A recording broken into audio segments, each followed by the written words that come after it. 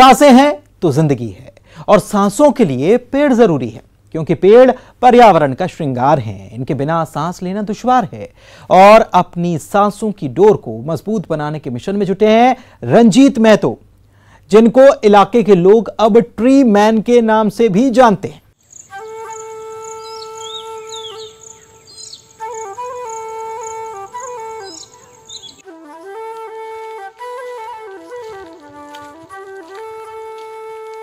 तन पर एक बनियान और लुंगी, हाथों में साइकिल के हैंडल और साइकिल में बंधे 2 बड़े डब्बे,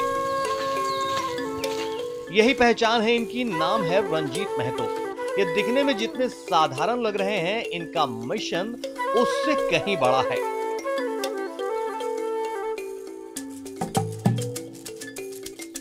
ये नवादा के बाजितपुर में ट्री मैन के नाम से अपनी पहचान बना चुके हैं।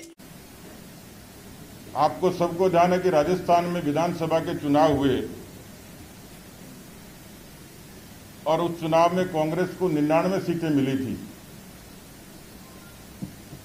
यानी बहुमत से 2 सीटें कम।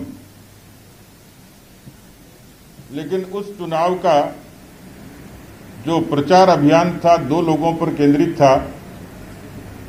राजस्थान में मौजूदा उप मुख्यमंत्री सचिन पायलट का आगमन अंधा आदमी बता देगा कि उनका यहां की राजनीति में इस रूप में आगमन, क्योंकि वो केंद्र की राजनीति में रहते थे, केंद्र में मंत्री रहे और यहां पर उनका आगमन मुख्यमंत्री पद की महत्वाकांक्षा के चलते हुआ था।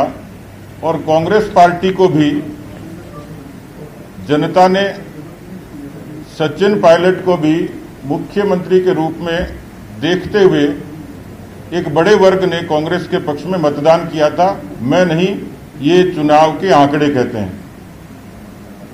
अशोक गहलोत जी क्योंकि बहुत पुराने लंबे अरसे से नेहरू गांधी खानदान के दरबार के एक अहम किरदार हैं, उनके अपने संबंध हैं और इसलिए वो मुख्यमंत्री पद की बाजी मारने में सफल रहे। राजस्थान बड़ा प्रदेश है और राजस्थान की राजनीति देश की राजनीति में अहमियत रखती है।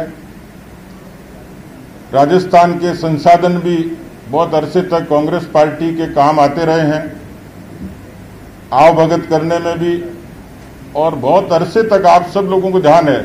मैं यदि आज बात करूंगा तो फहरिस्त लंबी हो जाएगी। रॉबर्ट वाड्रा की जमीन खरीदने से लेके इंदिरा गांधी के जमाने तक गड़े हुए खजाने को निकालने से लेके, तो राजस्थान कांग्रेस पार्टी के लिए सोने की खान रहा है और कांग्रेस पार्टी के वित्तीय संसाधनों को मजबूती देने के लिए अशोक गहलोत जी की राजस्थान की सरकार की हमेशा बड़ी भूमिका रही।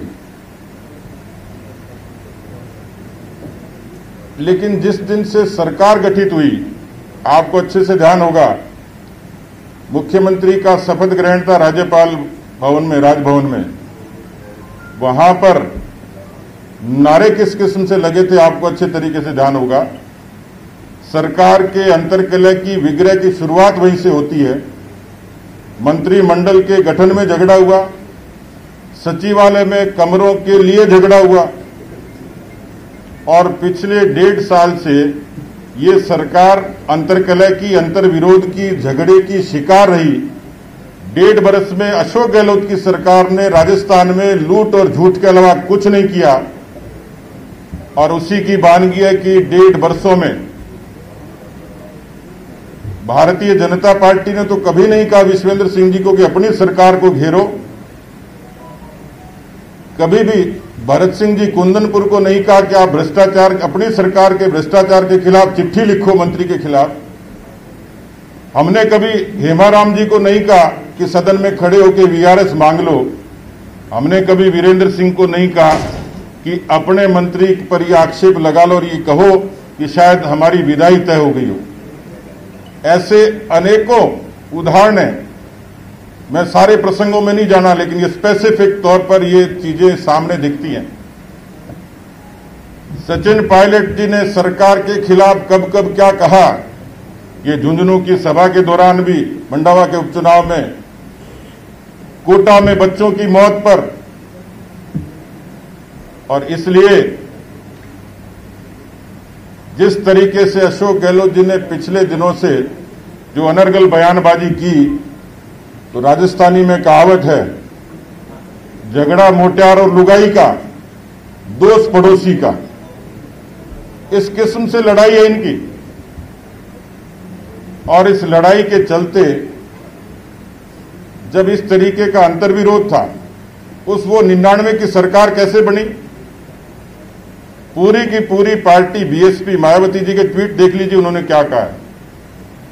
6 के लोगों को मर्ज कर लिया, संविधान की दुहाई देते हैं, लोकतंत्र की दुहाई देते हैं, मर्यादाएं कहां चली गई? 2008 की सरकार थी, उसकी पृष्ठभूमि भी यही थी। तो ये बता दें कि उनसे कब और क्या डील हुई।